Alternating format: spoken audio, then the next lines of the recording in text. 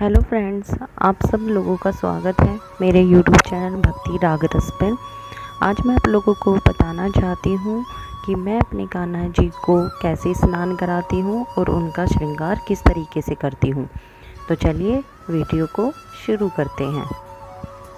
तो यहाँ पे मैं कान्हा जी को सबसे पहले जल से स्नान करा रही हूँ एंड इस जल में मैंने गंगा जल भी मिलाया है। तो जल से स्नान कराने के बाद सबसे पहले मैं भगवान को स्नान कराऊंगी दूध से। एंड यहाँ पे मैंने कान्हा जी के साथ साथ नर्मदेश्वर भगवान और शालिग्राम भगवान भी रखे हैं। मैं इन तीनों को रोज़ ही साथ में स्नान कराती हूँ। और तो दूध के बाद फिर मैं कराऊंगी दही से स्नान। दही से स्नान कराने के बाद आप कान्हा जी को बहुत अच्छी तरीके से रगड़ रगड़ के नहलाइए, जैसे कि आप किसी छोटे बच्चे को नहलाते हैं इस तरीके से। दही से स्नान कराने का एक फ़ायदा ये भी है कि आपकी जो प्रतिमा है कान्हा जी की, उसमें बहुत ही अच्छी चमक आती है दही से और शहद, बूरा, घी, दूध इन सब से नहलाने से। तो मैं तीनों भगवान को रोज़ साथ में ही स्नान कराती हूँ। तो दही से स्नान कराने के बाद मैंने फिर से जल से स्नान कराया है एंड अब इसके बाद मैं कराऊंगी यहाँ पे घी से स्नान।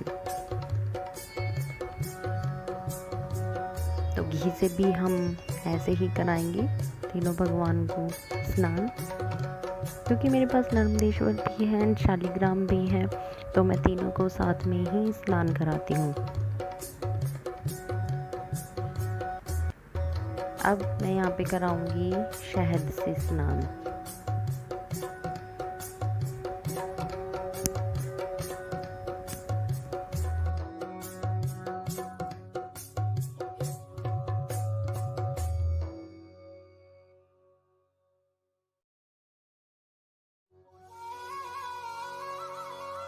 और हमें भगवान के स्नान के लिए 5 चीज़ों की ज़रूरत पड़ती है, जैसे कि दूध, दही, घी, शहद और बूरा। हमें रोज़ ही भगवान को इन 5 चीज़ों से स्नान कराना चाहिए। एंड मुझे तो ये सुबह सुबह बहुत ही ज़्यादा आनंद आता है तीनों भगवान को स्नान कराने में, फिर भगवान को स्नान कराने के बाद उनको तैयार करने में। तो ये यहाँ पे मैंने शहद से स्नान कराया है और अब मैं दोबारा जल से स्नान कराऊंगी। और सबसे लास्ट में शहद के बाद मैं यहाँ पे अब बूरा से स्नान कराऊंगी।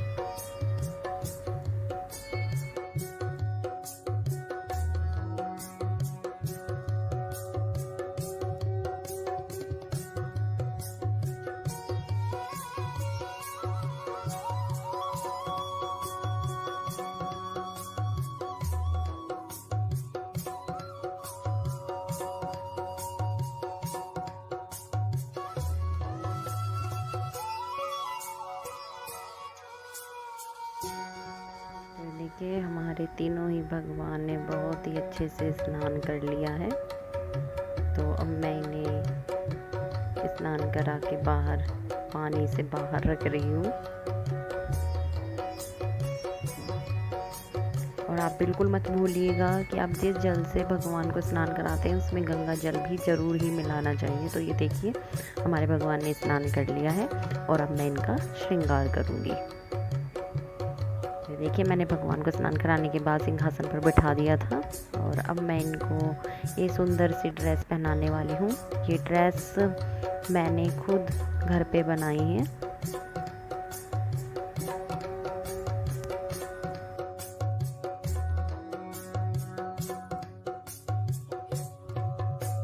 और अब मैंने कान्हा जी को ये सुंदर सी ड्रेस पहना दी है और अब मैं कान्हा जी का बहुत ही सुंदर सा श्रृंगार करूँगी।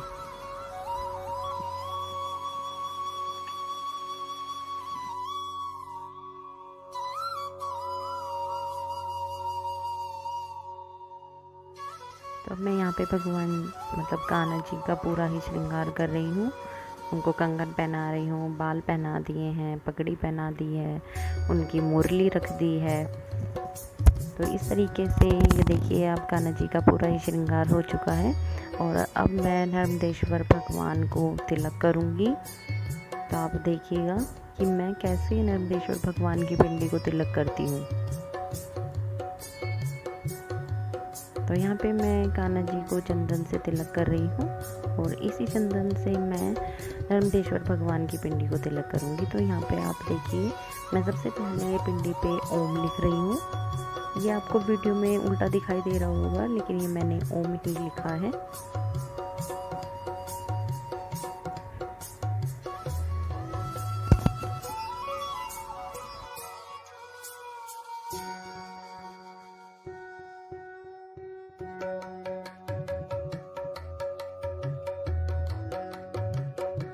तो मैंने आप लोगों को इस वीडियो में दिखाया कि मैं किस तरीके से कान्हा जी को रोज़ स्नान कराती हूँ, नर्मदेश्वर भगवान को कराती हूँ और शालिग्राम भगवान को कराती हूँ, और किस तरीके से उन्हें रोज़ तैयार करती हूँ, उनका श्रृंगार करती हूँ। तो अगर आप लोगों को मेरी वीडियो पसंद आती है तो मेरे चैनल को लाइक, शेयर एंड कमेंट करना बिल्कुल भी ना भूलिएगा। और जिन भी लोगों के पास कान्हा जी हैं वो उन्हें किस तरीके से स्नान कराते हैं, कैसे उनको तैयार करते हैं, मुझे कमेंट बॉक्स में कमेंट करके ज़रूर बताएं।